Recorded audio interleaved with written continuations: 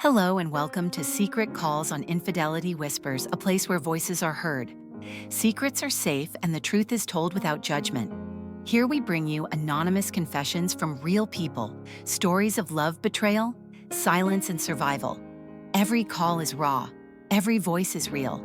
Whether you've been betrayed, broken, or just need to know you're not alone, you are in the right place. Subscribe now and join us each week as we listen, reflect, and heal one secret at a time. I'm your host, Sophie. Let's get connected. Hello, you're live on Secret Calls. Who am I speaking with tonight? Hi, I'd rather stay anonymous if that's okay. Of course, you're in a safe space here. Take your time, we're listening. My wife and I had been married for 15 years. We never had children. Just over a month ago, my wife passed away from cancer. Now about the girl currently living with me, she's the daughter of my wife's older brother. Her parents died in a traffic accident when she was only 8. Since then, she's been living with my wife and me. She's now 23, recently graduated from university, and I helped her get a job at my workplace, a bank. Currently, she's 3 months pregnant with my child. I told her to consider terminating the pregnancy, but she absolutely refuses.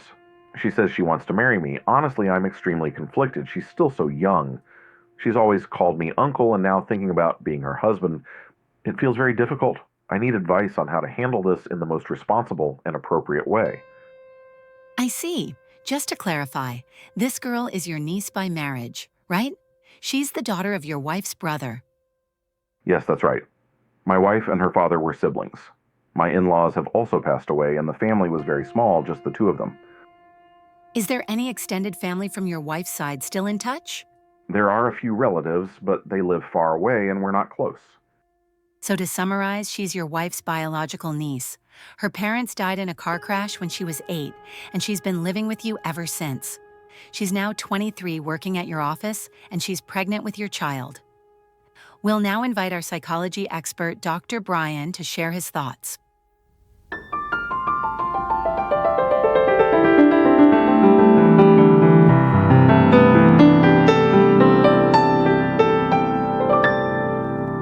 Hello there, and thank you for calling. First, I want to say I really sympathize with your situation. None of this is easy, and clearly no one intended for things to turn out this way. But what matters now is how we move forward, right? Can I ask how old you are? I'm 38. And the girl, she's 23. Yes, 23. So in terms of age difference, it's not too extreme. Legally speaking, you and she are not related by blood, so this relationship doesn't violate any marriage laws. From a moral or social point of view, I understand the situation feels complicated because she grew up calling you uncle, and you were essentially her guardian. But may I ask, what exactly is holding you back the most? I just want her to have a good future. She already has a job now, but I hoped she could find someone her own age to love and marry someone who can give her a life more suited to her youth. But she's insistent. She says she only wants to be with me. And now, I just don't know what to do. I see. And I hear the conflict within you, a sense of guilt, maybe even self-blame. But let me say this clearly. Legally, you are not committing a crime. Genetically, you're not blood-related. Your age gap, just over a decade, is not an unusual issue in many relationships. The real challenge here is psychological. You've seen her as a niece, and changing that perspective now is jarring, especially because you've been a good, responsible man. I believe you're a decent man. And what happened between you and her, it might have been a moment of emotional vulnerability, not something premeditated or immoral. But it happened. Now the focus is how to proceed with care. She is an adult, she has a job, and she has the right to choose her partner and keep her baby if she wishes. These are her decisions. What I suggest is this: don't rush into marriage or legal registration right away. Let things settle. Let the baby be born. Continue to support her. Who knows, when the child arrives, you might naturally feel a fatherly love that changes everything for you. After all, you never had children before. This might awaken something beautiful inside you. And as for public opinion, people will talk.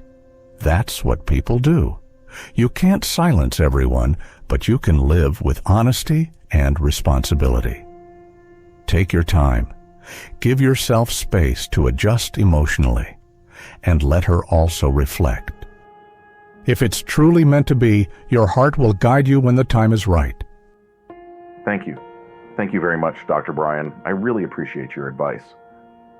We wish you clarity, strength, and peace in your decision. Thank you for trusting us and for sharing your story. Thank you again to our first caller. What a journey, and we're honored to be part of that healing space. Let's move on to our next caller tonight. Hello there, you're on Secret Calls. Who's joining us now? Hi, I'm calling in anonymously if that's okay. That's completely fine. No names needed, just your story when you're ready. Go ahead. So, I'm 40 years old. I'm married, and from the outside, you'd say my family is doing fine. Everything seems happy. But recently, I met another woman. And well, something strange, she was born on the same day, same month, and same year as my wife. Wait, same exact birthday. Are they twins or something? No, I don't think so. Just a strange coincidence. So this woman, she reminds you of your wife. A bit, at least physically. We've been seeing each other for about 4 or 5 months now. And has this relationship gone physical? Yes, multiple times? And yet you still say your marriage is happy. I'm trying to understand what happy means to you because this sounds like an affair, doesn't it? Yes, you're right, it is. Does this other woman have a husband to learn? She's a single mom. And does your wife know anything? Not really. I've only hinted at things vaguely. I haven't confessed. So you're laying the groundwork to maybe get a divorce, or what's your plan? I don't know. That's why I'm calling. I need advice from the experts. Okay, what is it you actually want?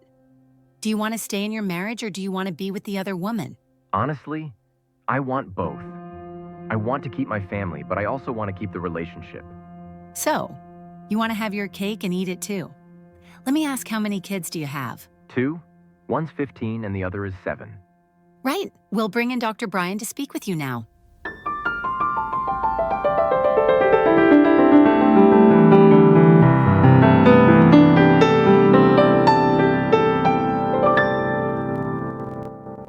Hey there, you're 40, you said. What do you do for work? I'm a driver. Okay, do you drive your own vehicle or for a company? I own my car. And your wife, what does she do? She works in a factory. Stable home life then. 2 incomes, your own car. Now the woman you're seeing, how did you meet her? She works in physical therapy.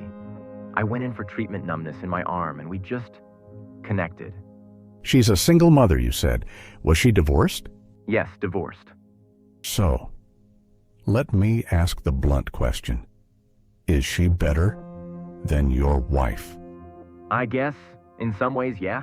Better how looks, sex, personality. Physically, and yes, more exciting. Okay. Look, I won't sugarcoat it. No expert is going to tell you it's okay to keep your wife and your girlfriend unless it's a guy just like you cheating too. But from a professional standpoint, let me be clear. Turn back while you still can. You're lucky your wife doesn't know yet. But that won't last. People always find out. And when they do, your family breaks. Your children lose respect. Your wife could leave you. And the woman you're seeing, she might leave too. You're not trading up. You're just replacing your old table with a broken chair. But she says she doesn't want to ruin my marriage. She says she doesn't want to marry again, just stay like this. Right.